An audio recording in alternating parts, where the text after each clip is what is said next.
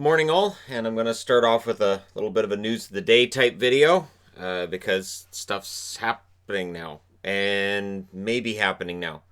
We've discussed Max Domi, and if you're a fan of Capo Caco or Luke Cunnin, this may very well be a foreshadowing of where things are going to go.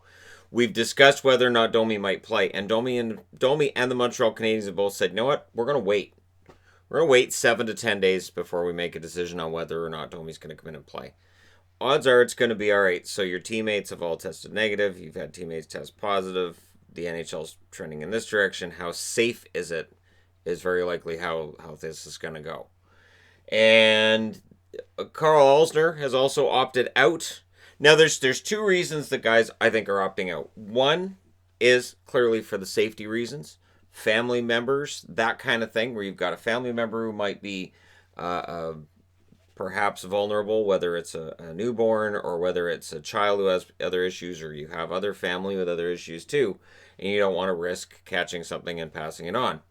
But the other issue, I think, is simple. There may very well be depth guys looking at the rosters. Sven Berchi yesterday came out and said he's not gonna go, and that may very well be because he's not even guaranteed a spot on the team. So if you're going to get locked in a hotel for months, potentially months on end, but you're not actually going to play, are you going to want to go? And I would say it's totally understandable for players to be saying, you know what, I'm not even going to play. So I'm going to be an extra for me to get in the roster, get in the lineup. What, 3-4 guys got to get hurt? I'm just gonna and that I understand.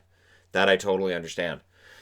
So Alsner opting out, to me it looks like that's what it might be. And again, they don't owe us an explanation, and there's no penalty for being rolled out.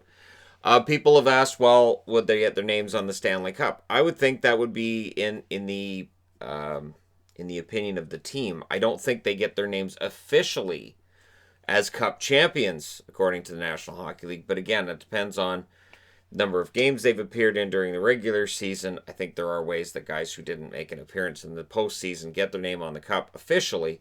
But teams can also petition to get somebody's name thrown on that cup. It's happened before where a player didn't officially get a Stanley Cup, gets their name put on there because the team insisted on it. So that's my understanding on that. Green, of course, opted out yesterday.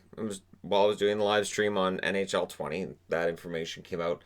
Steven Kampfer has also opted out for the Boston Bruins. Kampfer, again, to me, I mean, he's what? He's a number 7, maybe a number 8 on Boston's depth chart.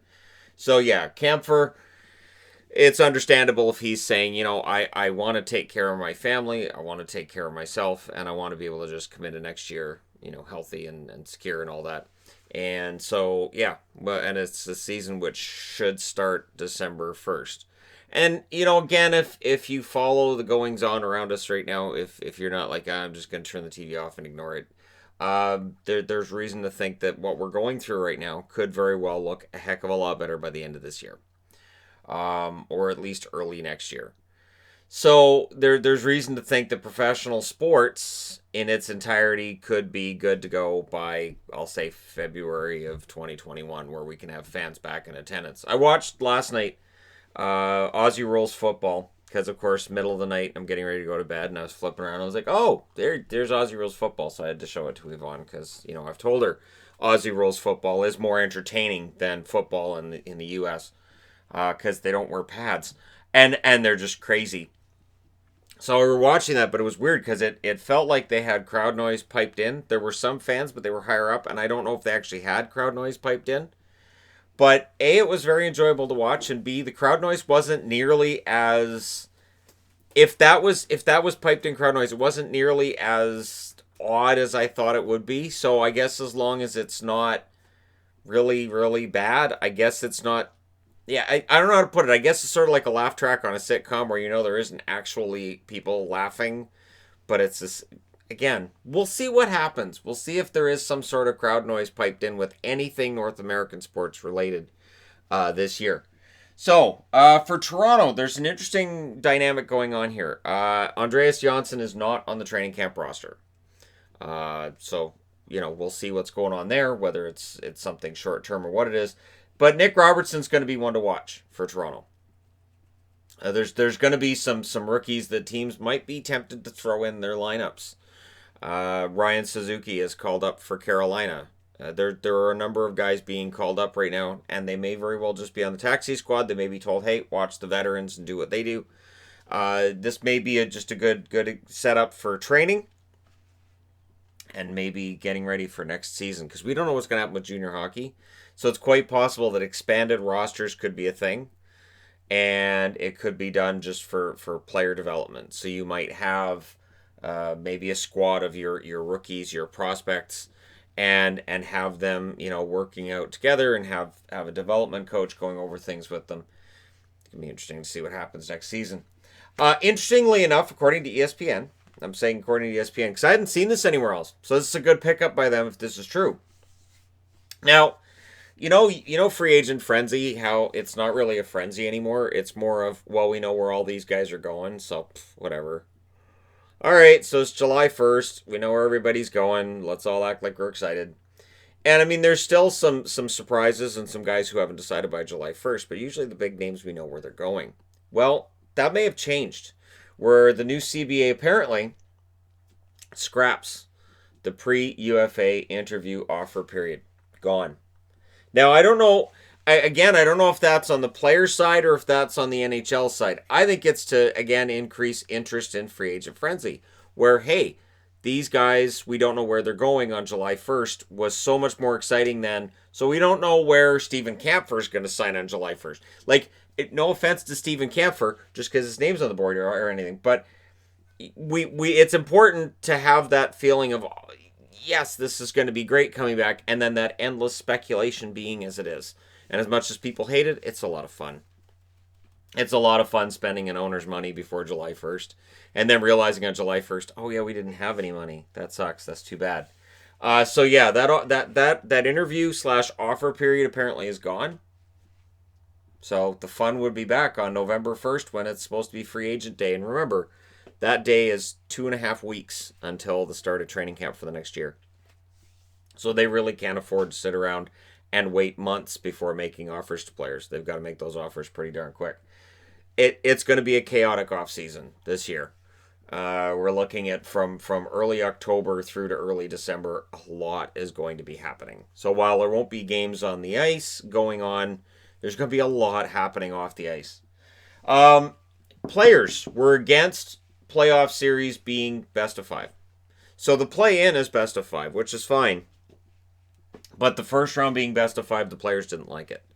They did not like the any of the rounds being less than a best of 7 because they felt that would compromise the integrity of the Stanley Cup. So this is where things get interesting, because basically fans would look at that and go, well, of course they're all best of 7 because owners are greedy. Well, owners are making money off this cup right now. So really, it's all in Edmonton and Toronto, so it's not a big deal to owners if it's a shortened playoffs. But the players are the ones saying we've got to have best of 7. It's sort of like how when people say, oh, they should just, contract some teams down. Oh yeah, because the union's going to allow that. The NHLPA, they're in this interesting position where every time the NHL makes a decision, people assume it's the greed of the National Hockey League, not understanding the union agreed with them on it. Not understanding if the union said, you know what, screw this, you guys are being greedy, we're not going to come back, that the NHL wouldn't be coming back. It is, and yet, and I say it's bizarre because as soon as there's a lockout or strike or anything, immediately people turn on the players. But up until that takes place, everybody's just, it's just owner greed, it's NHL greed. No, it's really, really not. Peyton Krebs is on the roster for the Vegas Golden Knights. So when we're talking about guys who may very well be difference makers, and somebody who comes in out of nowhere, so injury takes place, Krebs ends up on the roster, who knows? And because of the fact that, we're further on and it really kind of feels like it's next season, it's this weird sphere that we're in right now. I'm really anxious for August 1st to see how this goes. Now, Todd Reardon's come out and said that the starting job for the Washington Capitals belongs to Holtby. It's his to lose. And that's the right answer. Samsonov was the better goaltender. Absolutely, Samsonov was the better goaltender this year. But when you're going into a playoff series, Holtby's the guy.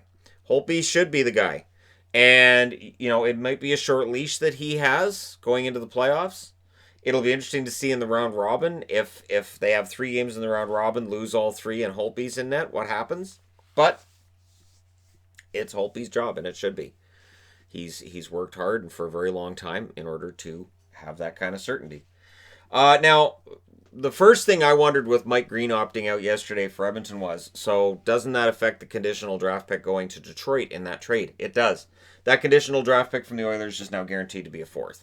So it was basically if the Oilers reached the conference finals and Green played 50% of their games to get there, then it became a 3rd round pick. Now it doesn't matter what the Oilers do because Green's not going to be a part of it. So that conditional pick becomes a 4th.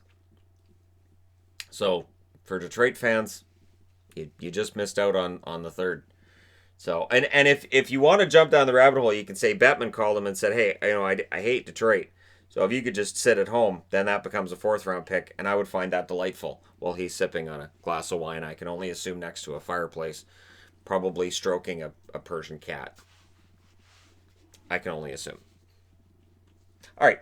That's a 4th round pick going to Detroit. Zach Trotman, interestingly enough, for Pittsburgh, he will not play this summer. And he, again, it's interesting that it's Trotman, and Rutherford didn't say whether it's injury or whether it's personal choice that caused Trotman to sit out. But it's interesting because I did the video where I was talking about career earnings for a player, and Trotman I had with $3 million in career earnings. Maybe Trotman saw that video and went, oh, I have made $3 million. I haven't checked my account in a while. And I'm not coming back. So that was the first thing I thought when I saw that this morning. And I'm not saying that's what happened, but hey, you just never know. There's your news of the day for Sunday, July 12th. We are now 20 days out from the potential return of the NHL. Please get this right. Please get this right. And like I said, I watched Aussie Rules last night. It was kind of fun. I did watch IndyCar yesterday as well. And if anybody's going to ask, did you watch UFC? $64.99 to order that on pay-per-view? Yeah, right. I'm going to pay $65 to watch UFC. I'm not going to pay $65 to watch UFC. I'm not. Anyways, there you go. Let me know your thoughts in the comment section below. As always, don't forget to hit like and subscribe if you're browsing your way through. You just happened upon this video. Thank you guys so much for watching, for all your support. I will talk to you again soon.